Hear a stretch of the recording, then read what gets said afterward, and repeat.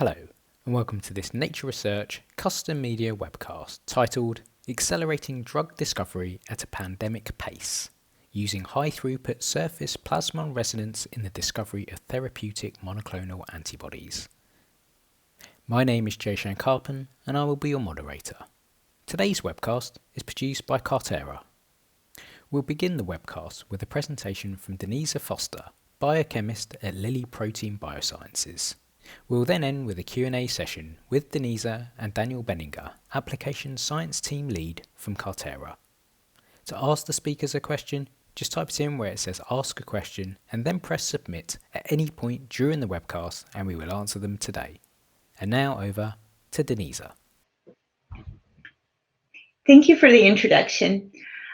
Hello, and thank you for joining me today as I discuss the use of Carterra's LSA high-throughput SPR for the discovery of antibodies against COVID-19. Before I get started, I would like to introduce the Lilly Biotechnology Center. We are located in San Diego, California, and among other things, we specialize in antibody discovery and engineering. I'm part of the Protein Biosciences group, where we focus on molecular biology, expression and purification, biophysical characterization, including SPR, and high-throughput characterization of the epitope. For today's talk, I would like to focus on presenting the timeline of the discovery of the first clinical antibody against COVID-19 and the tools have helped to select it. The experimental design using Carterra LSA in the discovery process, selection of the lead antibodies, and applications of high-throughput SPR after the discovery of bamlanivimab. Lilly began collaboration with AbCellera at the beginning of March 2020, and we were able to achieve first human dose only 3 months later. The urgency to bring forth a monoclonal antibody therapy can be seen in the timeline shown here, as cases in the US and across the world were increasing rapidly, escalating to a pandemic in only a matter of months. Very little was available in terms of therapeutics. Remdesivir was approved for use in hospitalized patients in May. Then in several months, convalescent plasma was granted approval. Lilly's first monoclonal antibody was granted emergency use authorization in November. Then Regeneron's antibody cocktail. And these two were followed by exciting approval of multiple vaccines.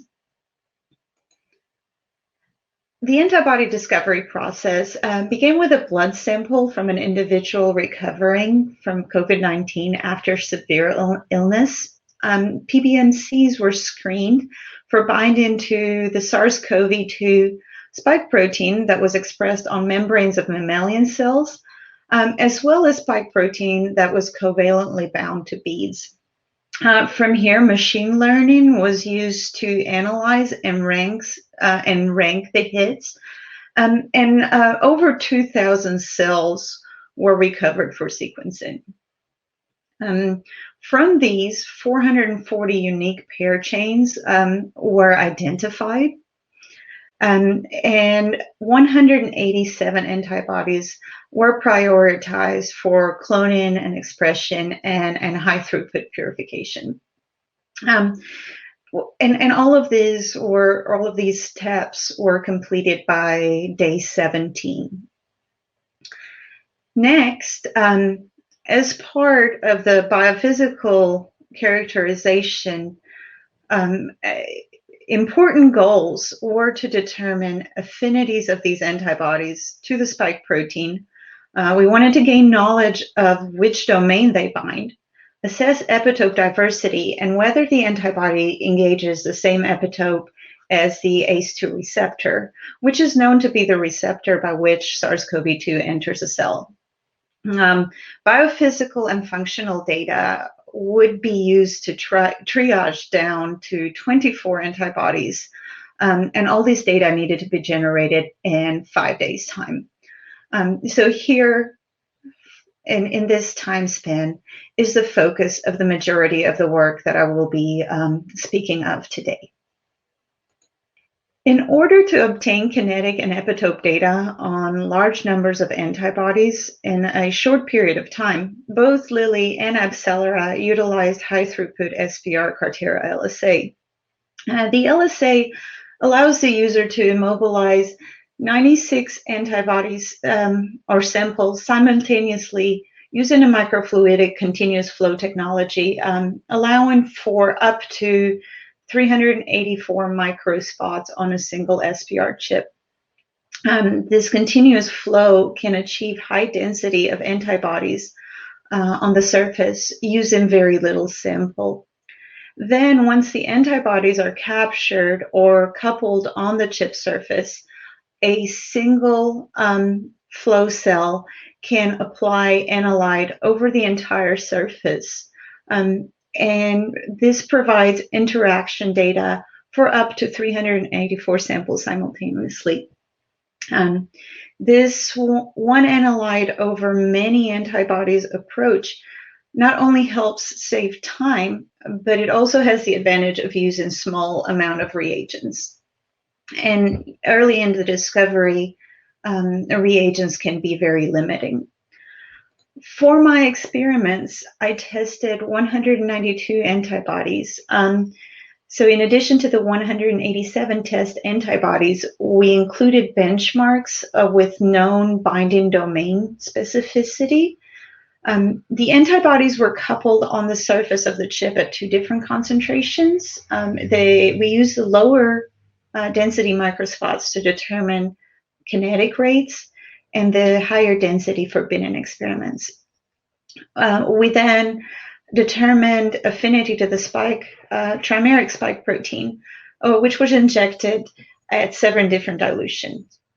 The S1 and S2 specific proteins were limited to 3 dilutions and were used only as a yes or no binding to determine domain specificity. And this allowed for shorter experimental time. The Bedinger experiments were run using a premix format. The trimeric spike protein was premixed with the antibodies, where the antibodies were in molar excess to ensure that all the binding sites were saturated. Then the complex was injected over the chip's surface to determine pairwise blocking of antibodies. Similar to the antibodies, the spike protein was premixed with the human ACE2 receptor protein to determine if the antibodies on the chip shared an epitope with ACE2. So as mentioned previously, we determined the affinities of the antibodies by coupling the antibodies to the chip, then used multi-cycle kinetics with regeneration with low pH in between cycles. So using this approach instead of the more typical protein A or anti-human FC capture allowed us to conserve antibody as well as some time, because we were able to do the kinetics and Bedinger experiment all in the one chip. But on the other hand, due to the coupling process and low pH regeneration, we did not get information for all of the antibodies. Approximately 10% of them regenerated poorly and did not have activity once they were coupled on the surface. Nonetheless, we did get very good data. The figure on this slide shows the affinities measured on a subset of the antibodies. Shown in red are the affinities for the trimeric spike protein. And we were very pleased to see that a good number of them had very high affinity in the picomolar range. And from this experiment, we were also able to identify quite a few antibodies binding to the S2 domain of the spike protein. we weren't able to get a lot of reliable data for many of the antibodies, and where we did get the S1 binding affinities, they were pretty low. We believe that the protein that we were using at the time was unstable. So not long before we began our discovery, it was shown and published that ACE2 was the receptor being engaged by the virus to gain entry to the cell. So determining whether our antibodies could inhibit binding to the spike protein by blocking this interaction was an important piece of the puzzle. To quickly screen large number of antibodies, ACE2 was premixed with the spike protein, and blocking was tested in the same experiment as the epitope been in. The cartoon here at the bottom is showing two different antibodies that are depicted to bind different epitopes on the trimeric spike. When the spike is premixed with ACE2, in this cartoon shown in purple, we can see one of the antibodies can still co-bind the spike protein and ACE2 complex, whereas the other antibody at the bottom cannot, potentially sharing the same binding epitope on the spike protein as the ACE2. In the experimental setting, we observe blocking of the ACE2 binding of the antibody to the spike protein as lower signal than the reference spike protein injections alone, shown here in blue, whereas the spike and ACE2 premix complex are shown here in the red signal.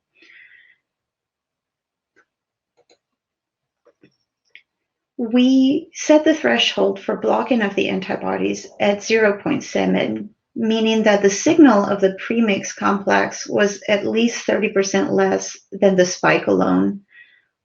So using this simple setup and only 4 injections, we were able to quickly visualize which one of our antibodies had a higher potential for virus neutralization by blocking the ACE2 binding to the spike protein. In addition to kinetics and the blocking of ACE2, epitope diversity was explored using pairwise competition. Each of the 192 antibodies was tested against the antibodies on the chip surface. And this was to determine blocking or no blocking, and similarly to the ACE2 setup. And due to lack of RBD and NTD domain-specific proteins, as well as poor binding to the S1 domain, we did not have data at this point to show specificity to these domains. So including benchmarks antibodies that were known to bind RBD or NTD or S2 domain gave us some knowledge of blocking and domain blocking. From this experiment, 171 individual bins were identified. And it's noticeable that many of the antibodies, they do have similar blocking and binding competition profiles, but they are also different enough from one another to not be grouped together. Nonetheless, we do see some clustering. The NTD and the RBD benchmarks that we used in this experiment were clustered over here to the upper left part of the figure, whereas the S2 benchmarks were found in this larger cluster at the bottom.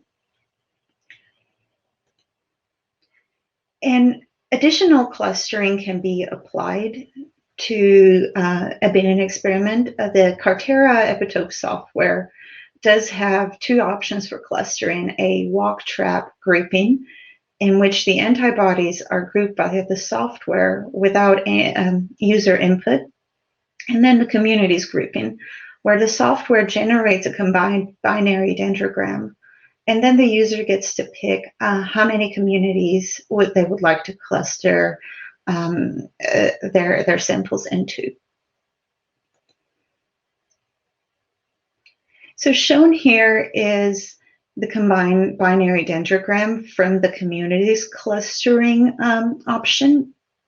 This red bar up here, it can be moved up or down to determine clustering and form the communities. Also at the bottom of the dendrogram, all of the antibodies are annotated. I would like to point out again how the RBD specific benchmarks are clustered in this group. Most of the entities are in this group, and the S2 are actually somewhat spread out.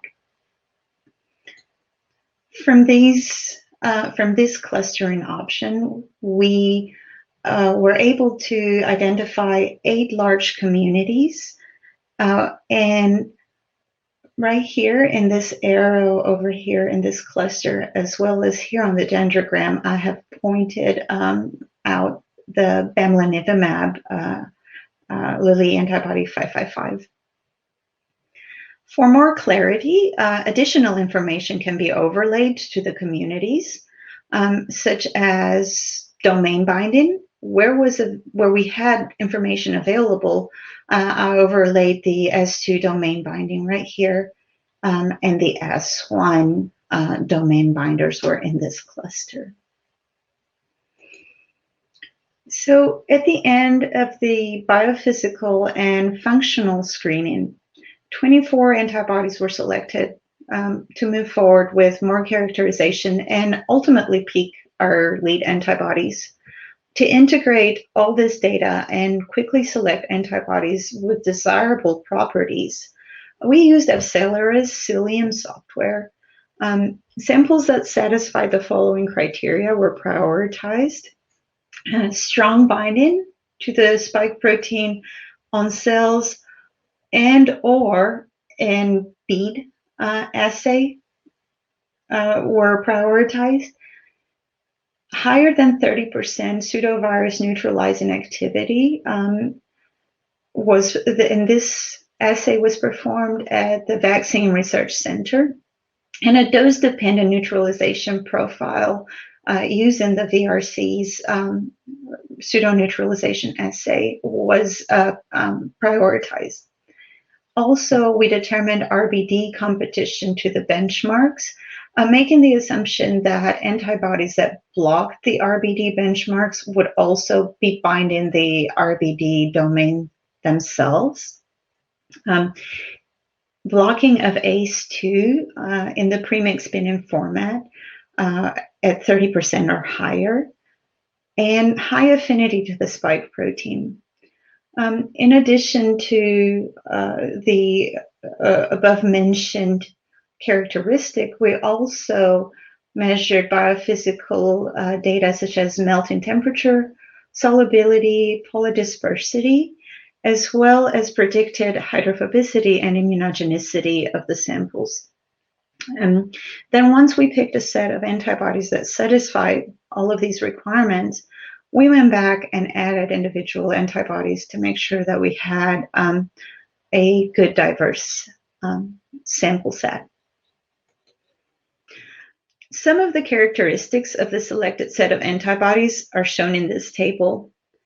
In addition to the RBD binders, the team selected antibodies that bind the NTD region as well as the S2 region to maximize diversity in the set. Additional characterization of the epitope was performed using hydrogen deuterium exchange, or HDX, as well as cryo-EM. So combined with the binding data and the HDX and cryo-EM, we get a full picture of the domains that were represented in this set. Affinities to the spike protein are mostly in the low picomolar range, although we did include a few antibodies in the low nanomolar. In addition to that, we measured binding to each specific domain to the full antibody, as well as binding of the Fab portion of the antibody to the spike protein. And this was done on a subset of these antibodies. As previously spoken, we determined ACE2 blocking. And as expected, the majority of the ACE2 blockers also are RBD binders. And in this table, the bamlanivimab antibody is shown here, this 0555 antibody. This is an RBD binder, and it binds a spike protein at 24 picomolar affinity, and it is an ACE2 blocker.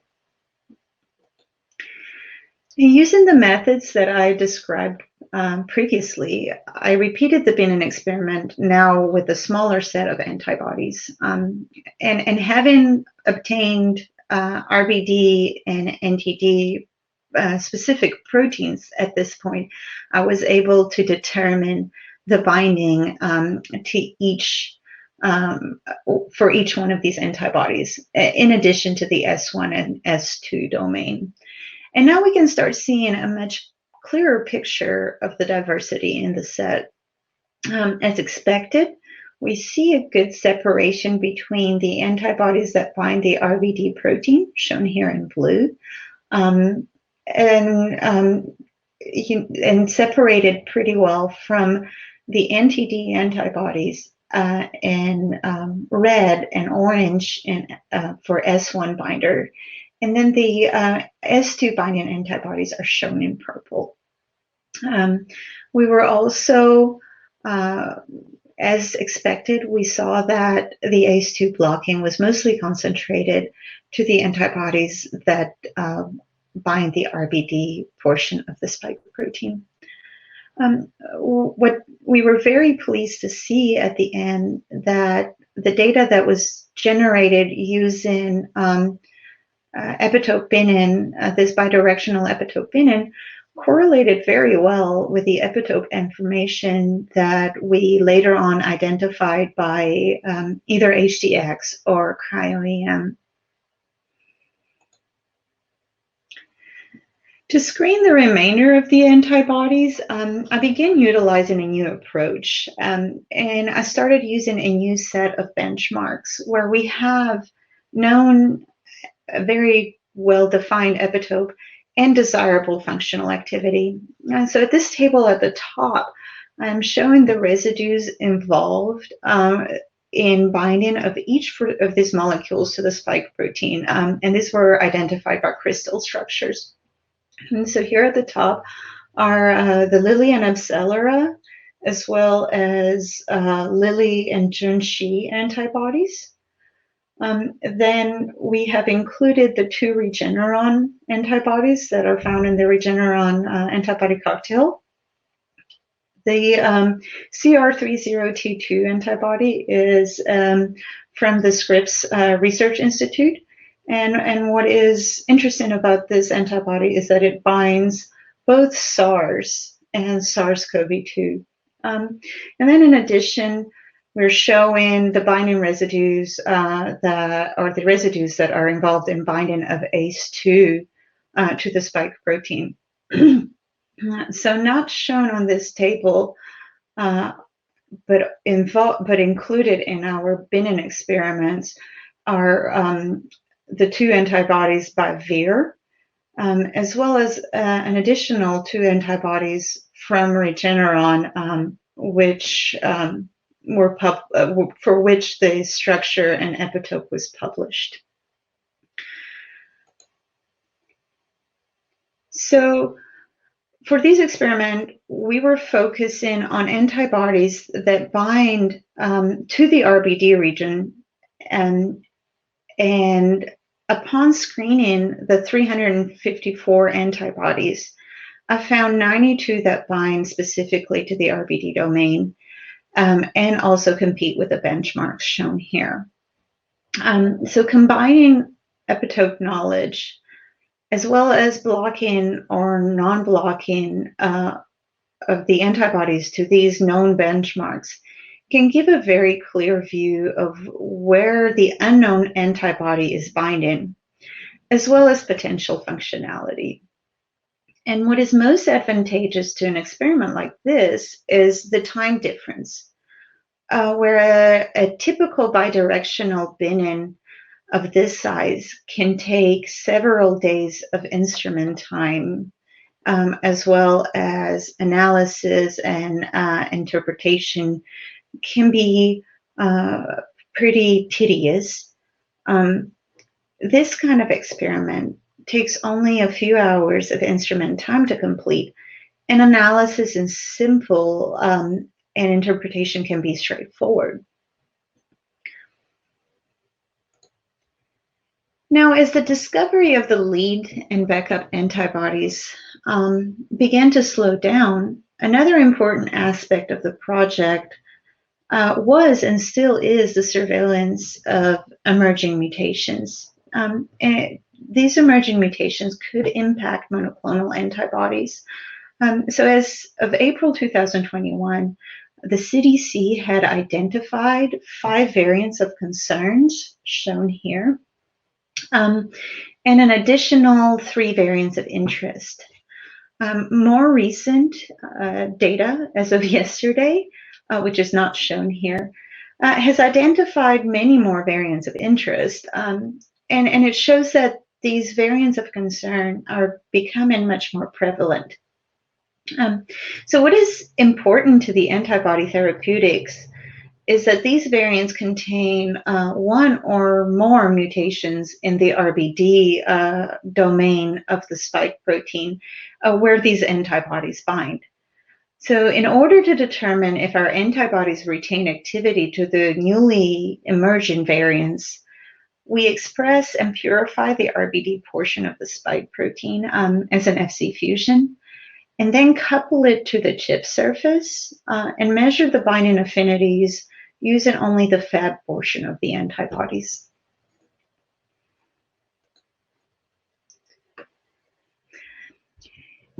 So the ability to couple 384 proteins at once gives us the potential to identify concerns early and quickly.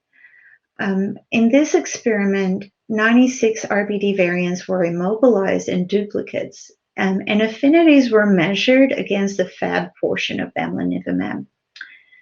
Now we can easily get a picture of loss of binding altogether due to these different mutations, or weakened binding, such as shown here in the yellow and purple. Now we can start seeing mutations where the binding was unaffected when compared to the wild-type RBD. So being able to leverage this kind of technology even late in the antibody process has given us the tools needed to quickly and efficiently answer questions about our antibodies. And I'm extremely proud of the work that we have done to get to this point, and I'm eager to continue work with this technology on our journey with monoclonal antibodies against COVID-19. Thank you for your interest, and many thanks to all the different teams across multiple sites and collaborations that made all of this possible.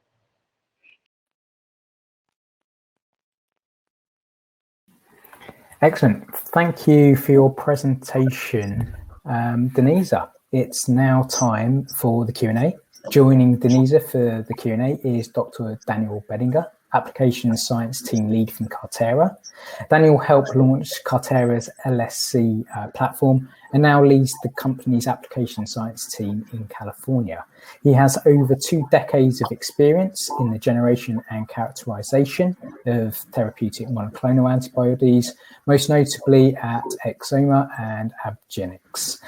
Daniel has broad experience in utilizing multiple types of label-free biosensors from a myriad of vendors, and has authorship of numerous publications regarding antibody characterization, and holds patents relating to therapeutic monoclonal antibody discovery.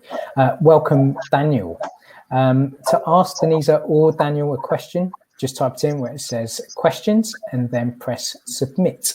So our first question, and this one is for you, Denisa, and it asks, did you find antibodies with apparently potent bioactivity without ACER2 blocking? And did any of these non-blocker inhibitors show less affinity difference with the variants of concern? Yes. So yeah, that's a 2-part question. For the first part, did we find antibodies that, block ACE2, or that do not block ACE2, that are, functional? Yes, we did. Although the majority of the potent neutralizers were ACE2 blockers, or at least, as tested in the pseudovirus neutralization assay. But we did also see a few that did not block the ACE2 interaction that could have, some amount of neutralization. We have not tested any of these ACE2 non-blockers against the RBD variants of concern. And the reason for that is that, we have to generate Fab for that assay, and that requires a little bit more work. And they haven't been part of our clinical or the antibodies that we're focusing that work on. But nonetheless, the several different antibodies that we did test that are ACE2 blockers, a few of them were unaffected by the mutations that are present in the variants of concern. Excellent. Thanks, Denisa. Our next question asks, you mentioned very little reagent is required to run a binding or binning experiment. How much antibody do you need to run these types of experiments? So this is going to be dependent on the molecular weight of the antigen that you're using, as well as things like affinity. So in order to get pretty good SPR signal, both of those things we need to keep in mind. Nonetheless, there are multiple different things, such as a smaller antigen has higher molar concentration for the same amount of protein. So without being able to exactly answer that question, I can tell you that for this type of experiment, or with the spike protein, which is around 400 kilodalton, at the concentration that we use it at 20 nanomolars, I end up using about 200 to 250 micrograms for a 192 by 192 experiment. Yeah, and I think that the question also might have been about how much antibody is actually required. And typically, I know it varies a little bit based on the experimental design, but it's somewhere in the 15 micrograms range to do a premix binning. Does that sound right, Denisa? Because Yes. you need to have fairly high antibody concentrations present in the mix experiment against a trimer, because you need to be both in stoichiometric excess of the antigen and in significantly above the KD of the antibody antigen interaction for the competitor in that solution injection. So I think typically I like to run those experiments between 30 and 50 micrograms per mil of antigen, which requires, I believe it's 10 to 14 micrograms per injection at those relatively high concentrations. I'm not exactly sure the concentrations you were using in your experiment, Denisa. Yes, so I believe after we did this several times, for both the kinetics and the Binin, I would ask for about 20 micrograms total antibody. And you're right, about 15 is what was used up. Mm-hmm. And most of that is for these analyte injections in the competition experiment, the actual array creation of the antibodies like you would need to do a kinetics. You know, you're more on the microgram range of protein typically, yeah, like 1 microgram. Thanks. Excellent. Thanks, Daniel. Thanks, Denisa. Our next question asks, what considerations go into the selection of the panel to include in the benchmark binning approach? And can this technique be broadly applied? Denisa. Yes. So I believe the benchmarks should represent the diversity that you're, hoping to achieve. And I think of them as a bait. So when identifying benchmarks, I look for both function and lack of function, even though that may not be something that, you're going to move forward with, being able to identify antibodies that don't have that, or the potential of not having that out of a large set could be advantageous. And then look for both antibodies that, benchmarks that block or do not block each other, of course. And then ligand blocking, if that type of information is available. And perhaps even diversity in the affinities. Again, you may want to finally choose samples that have high affinity, but in your benchmark sets, perhaps use even lower affinity antibodies. I believe this technique can be broadly applied depending on where you're applying it. For our use and for my use, I use it as a first step to identify a set of samples in which then I would, perform bidirectional binning.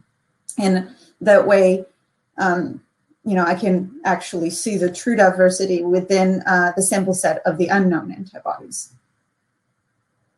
Excellent. Thanks, Denisa. Daniel, anything further to add there?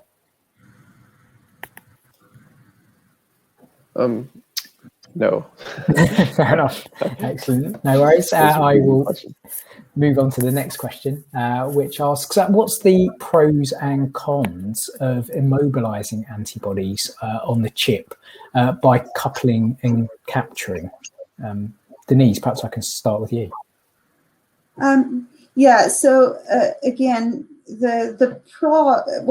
for the binning experiment, immobilizing antibodies on the chip is a must, because at the end of each injection, then you would have to remove the antibody and antigen complex that was bound. And doing that in a capture form can then, defeat the purpose of using very little antibody. That being a requirement, one of the cons is that whether it is by, virtue of low pH regeneration or the coupling process, some of the antibodies do not, like those kind of conditions, so we lose activity. And again, the pros are very quick and very high throughput, interrogation of the samples that do retain activity. As for the capture, when running a kinetic experiment, having the antibodies that are captured in a uniform way, presented perhaps all in the same direction, that can be very advantageous to the quality of the data. So, yeah. Yeah, I think that's right. When you immobilize proteins covalently, there is a risk that, when you immobilize primarily via lysines and the N-terminus, right? So if there are lysines in the binding domain and stuff, you can potentially impact things like binding kinetics.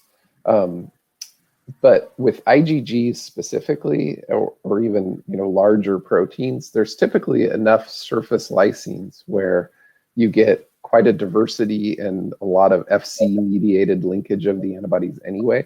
So the impact on kinetic performance of the actual immobilization step itself is usually pretty minimal. Like sometimes if you were to compare a really high-quality capture kinetics experiment to an immobilized kinetics experiment, you may notice that there's an introduction of a sort of small or moderate amount of heterogeneity to the kinetic profile, but the overall kinetic picture will remain the same. It may just affect sort of the goodness of fit slightly.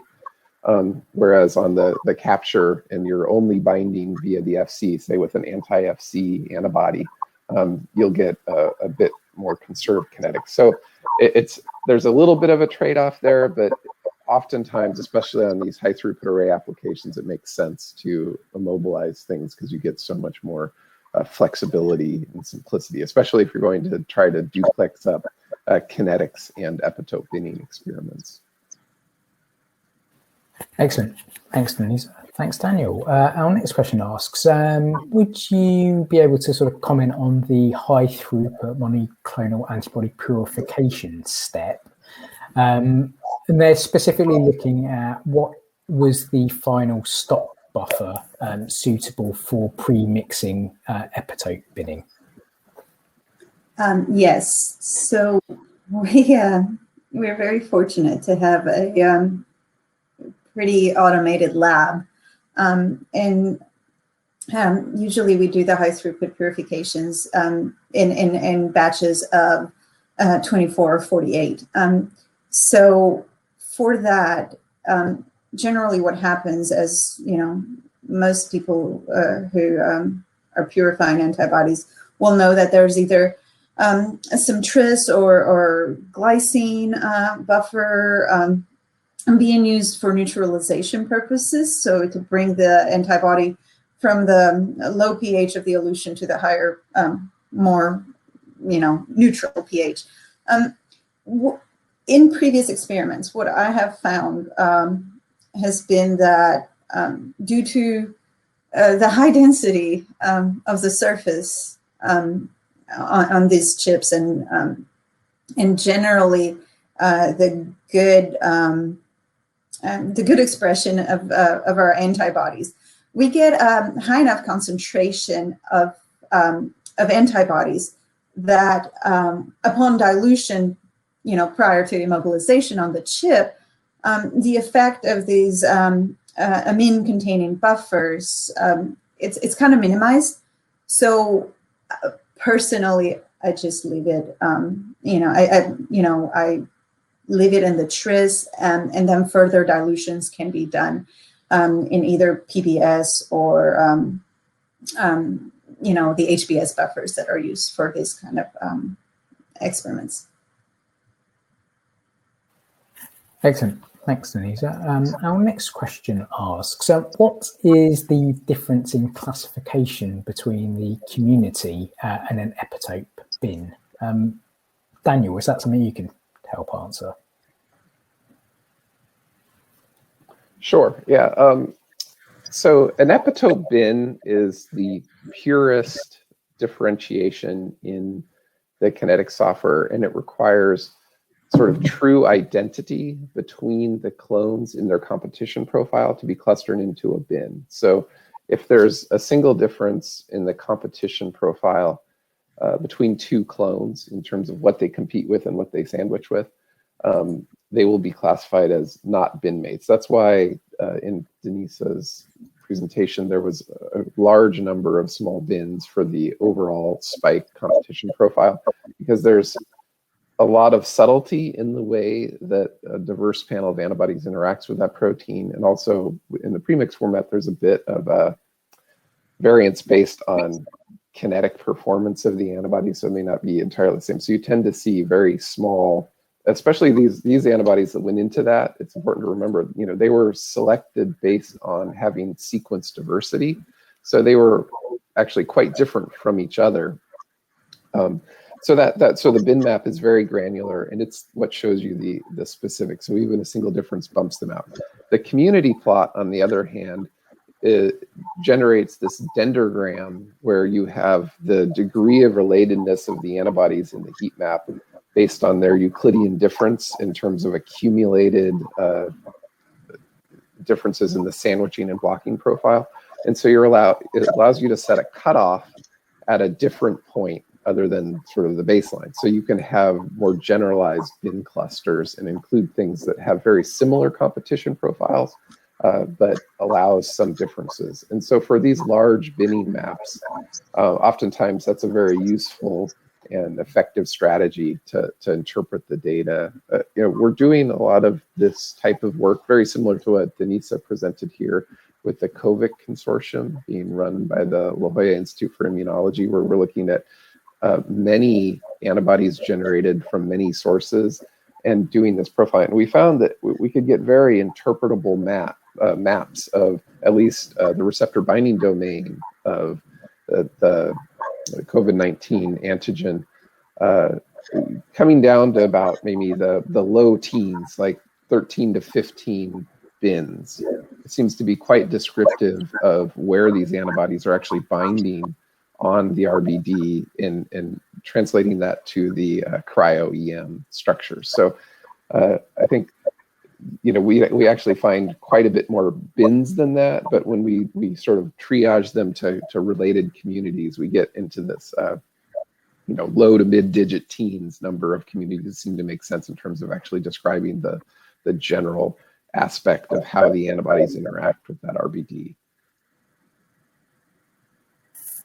Excellent.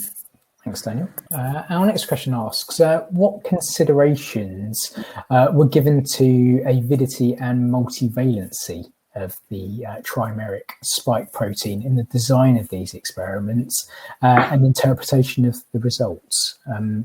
Denisa. Yes, so yeah, we use the trimeric protein for, you know, both the kinetics and the bin experiment. So for the kinetics, we are fully aware that, you know, we have a multivalent protein, and we kind of expected that some of that very high picomolar affinity that we saw, you know, it was going to be driven by this, you know, avidity. And when we later ran experiments using, you know, the monomeric RBD or NTD domains, we did see that that was indeed the case. But, you know, the rationale for actually using the trimeric protein in a kinetic setting was that, you know, that would actually best represent the true nature of the binding of the antibody to the virus. So yeah, that was for kinetics. For the binning experiments, so having a multivalent protein pretty much forces the user to use a premix assay instead of a different type of assay where you may sequentially bind the antigen, then the second antibody. So in a premix assay, the antigen and the second antibody that's going to be flown as an analyte, they're premixed ahead of time.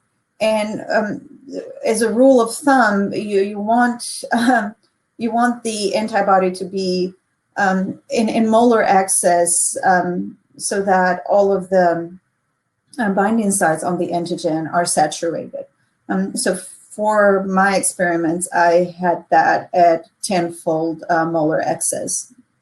Then once they're premixed and, you know, some amount of time where they achieve this equilibrium and saturation, then they can be bound to the antibodies on the chip. So, yes. Yeah, I think that's a great explanation. Thanks, Denisa. So, as she said, we can only use typically the premix format with multivalent antigens, whereas for monovalent antigens, we usually prefer to use the classical sandwich approach because it's a little simpler assay. It has a bit less stringent requirements for terms of saturating, the receptor or the target. Like Denisa was saying, she had to use a 10-fold molar excess. The other thing that can be done to sort of help this, it doesn't eliminate avidity effects in the kinetics, is to use planar chip types and low density surfaces. So if you're trying to do kinetics against a multivalent target and you spot your antibodies at either multiple densities or at very low densities, and you use our CMDP, which is a planar carboxymethyldex surface, you have a better chance, I'll say, of revealing more of the one-to-one kinetics because you're less likely to get the bridging between different molecules on the surface than you would if you're using a more matrixed and higher density antigen surface. There are different ways that proteins interact with multimers. For example, you could have one antibody bind to both binding things of a dimer itself, at which point, no amount of dilution or spacing out of the molecules on the surface can prevent that. But other times, and I think this is more common with the spike, is that when you inject the protein over the surface, it will bridge between two different antibodies that are mobilized on the surface. So by using low captured or low mobilization densities and planar surfaces, you can reduce the impact or the frequency of that and have a better chance of teasing out kinetic differences. It's not a guarantee, but that is one strategy we apply. Excellent. Thanks, Daniel. Thanks, Denisa. Our next question asks, what was the correlation between pseudovirus and real virus neutralization titers? Denisa. For this sample set, we did not perform real virus neutralization on a lot of samples.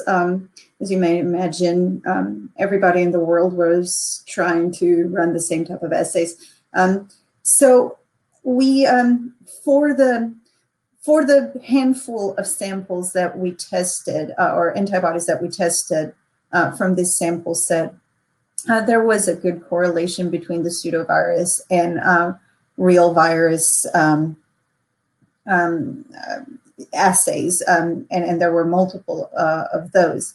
And then, to be fair, we did go back and perform pseudovirus assays that were, more representative in a way of like measuring IC50 and IC80, and so where I showed that we had like a certain cutoff. Once we got into the weeds of the top 24, we were able to actually tease them more apart using the pseudovirus and then the real virus assays. Excellent. Thanks, Denisa. Our next question asks, how broadly applicable would you consider the threshold of 30% signal difference? So from your presentation, apparently that was used to classify whether antibody spike protein binding was blocked by ACE2. Yes. So this was more in hindsight when we did compare that 30% threshold to then to pseudovirus neutralization potency. We did see that there was a fairly good correlation between the two.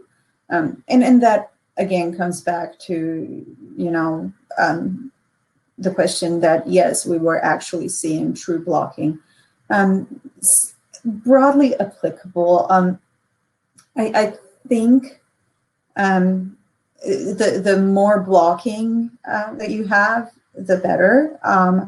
I believe that in a different project, this would, this would have to be answered by biology. Trying to really see if you do actually expect strong ligand blocking, and then you can put that threshold even lower. Yeah, I think that with the ACE2 interaction in the premix format, it's a little bit of a challenge given the sort of moderate affinity of the interaction between ACE2 and spike. But I guess the good thing is that at least if you could really load up the ACE2 in that assay to a relatively high concentration, it's not like you have the same interaction between ACE2 and the protein for everywhere, right? So it's the same complex you're exposing to all of the antibodies. So if you're able to demonstrate that you are completely saturating it for at least some of the high affinity interactions, you can apply, at least conceptually, a fairly robust cutoff where if you're not seeing very good inhibition, you know that you're probably in that middle ground between a blocker and a sandwicher. There's lots of things, and this is one thing that makes the interpretation of premix binning data a bit more complicated, is many things are sort of affinity modulating or sterically hindering. They're not really a blocker. They're just things that decrease the affinity of the interaction, which can be important and can be relevant to classifying things as inhibitors, which I think is a good why the 30% cutoff was meaningful, because if you're decreasing the binding by that much, it suggests that it's a non-favorable interaction anyway, even if it's not necessarily fully blocking. But yeah, and there's quite a range of things where you can have everything from affinity enhancers to total blockers, and to really demonstrate that, you often need to do a titration of inhibitor to see that as you add more and more of the inhibitor, do you get convergence on a certain binding rate? And if you do, then you've just proved that you have a kinetic modulator, essentially, instead of an actual blocker. And that's one thing that makes both the premix and the classical sandwich assays very interesting to run together, or even alternately, is that in the classical sandwich assay, if you see sandwiching signal, like say you have an antibody that captures your receptor RBD, and then you inject the ACE2, if you see really any binding to that captured RBD, assuming it's monomeric, you know that it's not a blocker. But there might be quite a range for how well the ACE2 binds to that captured RBD. And so in the classical sandwich assay, many things would be considered not competitors based on the fact that they allow some ACE2 sandwiching. But if that interaction is not very favorable and you run it in the premix assay, it's going to show inhibition of binding and be more likely to be classified as a blocker. So I think the group that Denisa works with at Lilly, and I think probably in collaboration with the group in AbCellera, they took a very sort of a thoughtful approach to this, I think, where they were trying to figure out where the meaningful level of cutoff was to call things that should be considered to be inhibiting the interaction or not. Excellent. Thank you, Daniel, and thank you, Denisa. Well, I'm afraid that is all we have time for today. I would now like to thank Dr. Denisa Foster for her presentation, and Denisa and Dr. Daniel Bedinger for answering your questions. And of course, you, the audience, for taking the time to be with us today. Remember, you can watch this webcast at any time on demand at nature.com webcasts. Thanks for watching, and I hope you'll join us again soon. Thank you. Thanks, everyone. Okay.